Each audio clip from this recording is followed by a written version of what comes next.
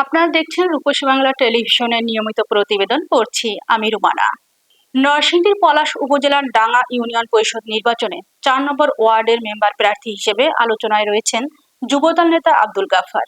বিস্তারিত জানাচ্ছেন রাসেল মোল্লা।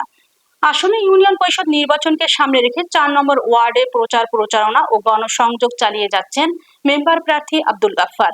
আব্দুল গাফফার বলেন, নির্বাচিত হলে এলাকার সামাজিক অবকাঠামো উন্নয়নে ও গুরুত্বপূর্ণ ভূমিকা পালন করবেন। তিনি আরো বলেন, স্থানীয়দের জন্য বিভিন্ন উন্নয়নমূলক প্রকল্প বাস্তবায়ন এবং জনসেবার মান উন্নয়নে কাজ করবেন।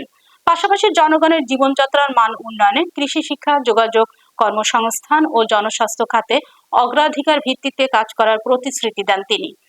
এলাকার কয়েকজন বাসিন্দা জানান, আব্দুল গাফফার নির্বাচিত হলে ৪ নম্বর ওয়ার্ডে উন্নয়ন কর্মকাণ্ড আরো গতিশীল হবে বলেও তারা আশা করছেন।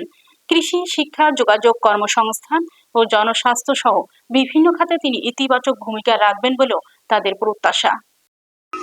৪ নম্বর ঠিক আছে।